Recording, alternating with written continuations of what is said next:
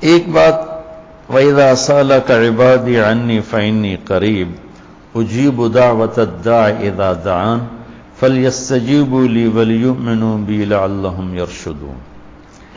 یہ آیت بڑی زبردست ہے اللہ کی رحمت کو بتانے کے لیے۔ ساڈی تا جی سندا ہی کوئی نہیں، یہ عام لوگ، جی ساڈی تا رب سندا ہی کوئی نہیں۔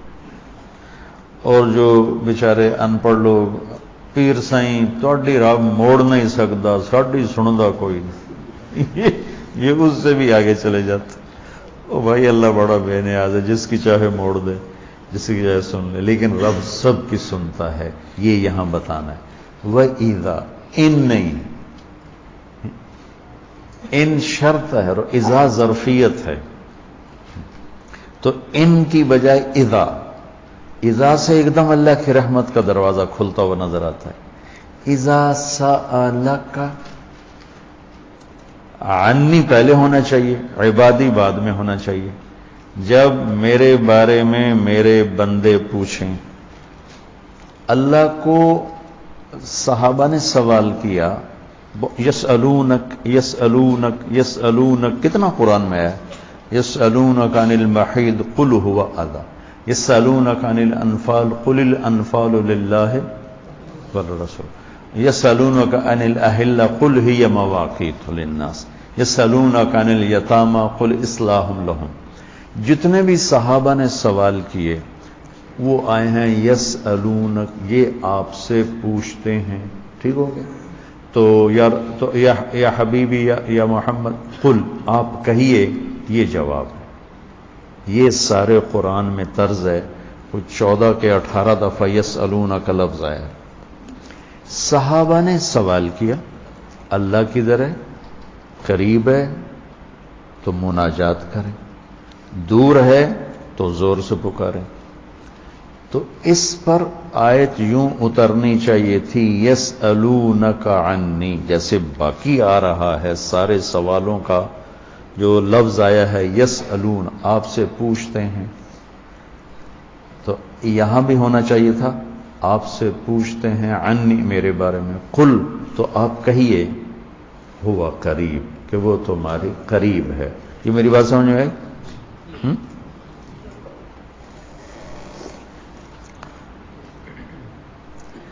یہاں اللہ تعالیٰ نے وَإِذَا سَأَلَكَ، یسألون کا مطلب ہے کہ ابھی یہ جواب ہے، بعد میں بدل سکتا ہے۔ یسألونک عن کذا قل ہوا، تو یسألونک اور قل ہوا میں حتمی نہیں ہے، ابھی یہ بات ہے، کل کو بدل بھی سکتی ہے۔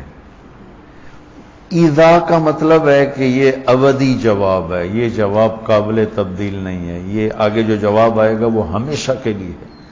اب سنو، وَإِذَا سَأَلَكَ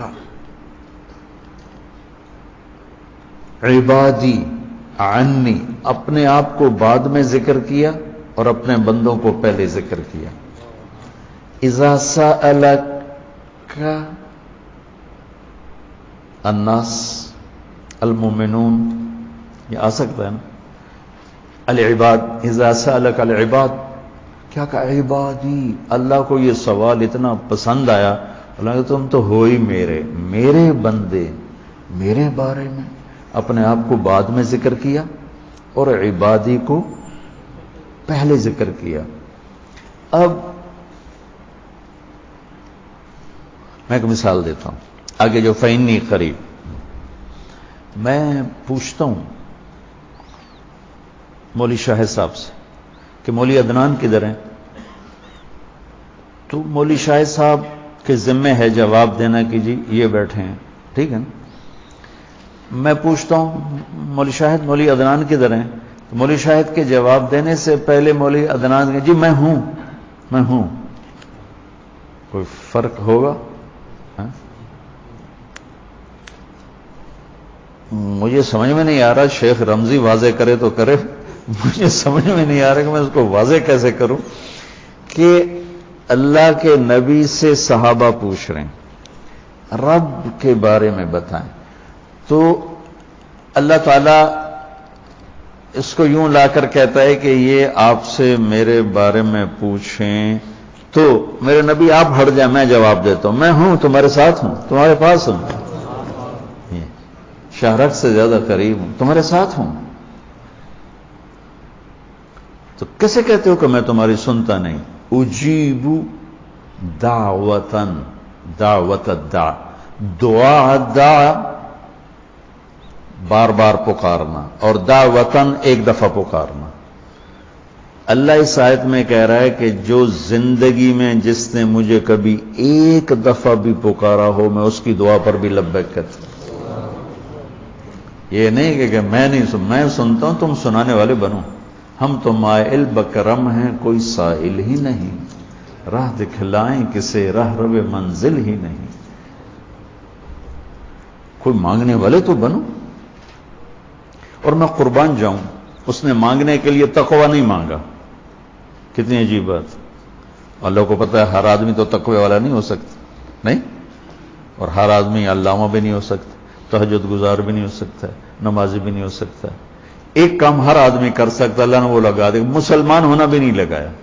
مسلمان ہونا بھی، ہندوؤں کو کوئی اور رب دے گا، ان کو تو اللہ ہی دے گا. تو میں قربان جاؤں، کہتا امن یجیب المضطر اذا دعاہ. بس مجھے آنسو بہا کے دکھا دے، پھر تو ہندو ہے، سکھ ہے، مسلم ہے، عیسائی ہے، آ جاؤں گا، میں آ جاؤں گا.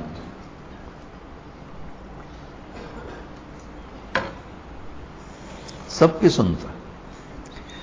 اجیب الدعوت الداع، ایک دفعہ بھی جو زندگی میں پکارتا ہے نا، اذا دعان، جب جس وقت اس کی زبان سے یا اللہ نکلے گا میں لبیک کہتا ہوا ہوں.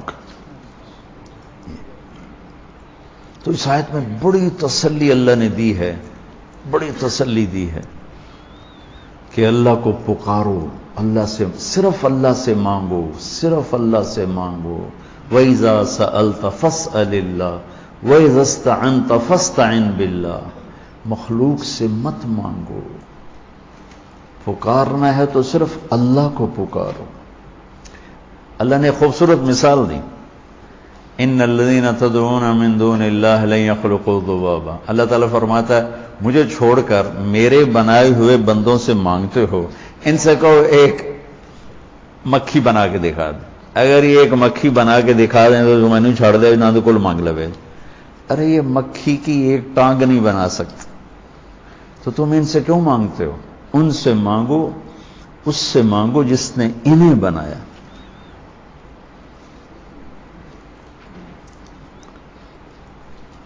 تو اس آیت میں اللہ نے بڑی تسلی دی ہے کہ تم مانگنے والے رو دھو کے میرے سامنے رونا سیکھ لو، کر دوں، مضطر بن کے دکھا دو.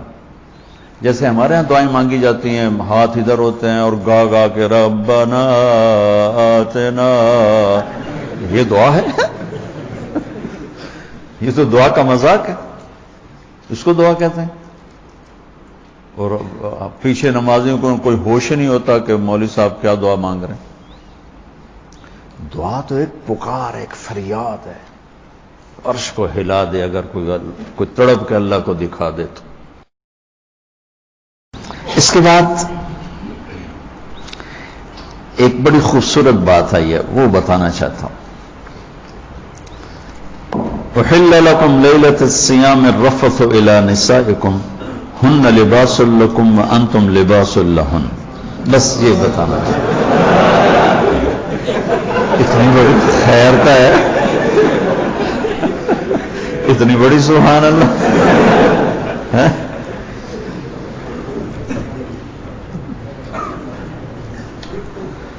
دنیا میں جو اللہ نے رشتے بنائے ہیں